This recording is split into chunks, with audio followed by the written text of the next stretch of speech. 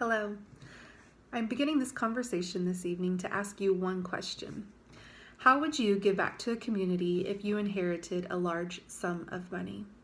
Interesting thought. Well, I think that if we can look to one individual to help guide us and make us really look at what God has blessed us with in this life. So in this video, I'm going to pay tribute to the life of Catherine McAuley for her life and her life of service to others. I know I've mentioned Catherine McAuley in past videos, but she is just someone that I strive to live a life like she did, a life in service to others. So this is a tribute to Catherine McAuley, and a woman that gave back that all God had blessed her with in life. In this video, I will introduce you to one of the most well-known sisters, and that is Catherine McAuley. I will share some information from her life work and the ministry that she founded long ago. So let's begin with who is Catherine McAuley. Catherine McAuley was born in Dublin, Ireland in September 29th of 1778. Her parents died at a young age, so she had to learn how to basically do life without, her parents there to guide her. She did end up living with a wealthy, well-known family in the community, and they were known as the Callahans, and she lived at the Coolock Mansion. So they were a Protestant couple, and their home was in Dublin, Ireland. And they also had bad health during that time, and whenever William Callahan died in 1822, Catherine Callahan, the wife of Mr. Callahan, also had died a few years prior to that. So they gave all of their life savings and their inheritance to Catherine McAuley. So here she was with all of this money, and she had a desire in her heart to serve others, and that is exactly what she did. And now that you know more about Catherine McAuley, I would like to share some information with you regarding the ministry that she started.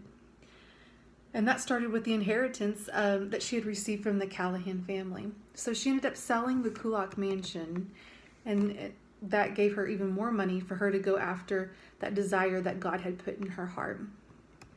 And so Catherine implemented that long-standing desire, and she built the house on Bagot Street in Dublin as a school for poor girls and a shelter for the homeless, for servant girls and women. And when she brought these women into the home, not only did she give them shelter and food, she taught them how to make a living for themselves, and she would teach them things like needlework so they could, move on in life and learn how to provide for themselves and then as well as for their families in the future. So naturally, having all these women in the home, she got close to them, and throughout time, the women in the home ended up staying there. So that's kind of how the Sisters of Mercy was formed. The religious order of that time started to question this group of women that were what appeared to be doing the work of God. And so at that point, Catherine McAuley made the decision for the women to take their religious vows and become nuns.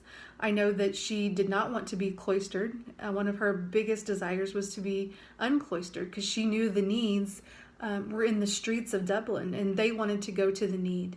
Wherever that need was, the Sisters of Mercy went, and that's why they are known as the walking nuns.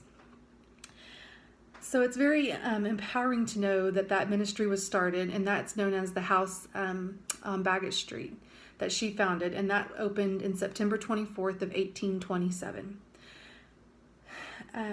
So the beginning of the Sisters of Mercy occurred when the women took their vows, as I had mentioned, and then so even that carried on for years, and it's still going strong today. The Sisters of Mercy are still around. I work for Mercy Health System in Oklahoma, and we have sisters here in Oklahoma that are part of the Mercy Health System.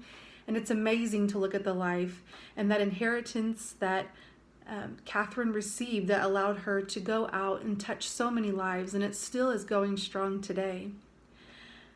So that's just some information that I wanted to share with you. So in conclusion, I'm going to ask you this. As you can see, the life of Catherine McAuley made an impact on so many people. You've heard about her life, somewhat about her struggles of losing her family at a young age, and then going out and serving another family, and then inheriting, and they gave back and sowed back into the life of Catherine McAuley so that she could go out and serve others, and that's what she did. So So in summary, I will end with this. I will close this presentation with this thought. What are you going to do with the life that God has blessed you with? Will you invest your time in giving back to the community? Will you sow into lives of others that need help? People that have a true need, are you going to be there for them? So that's just what I want to close with.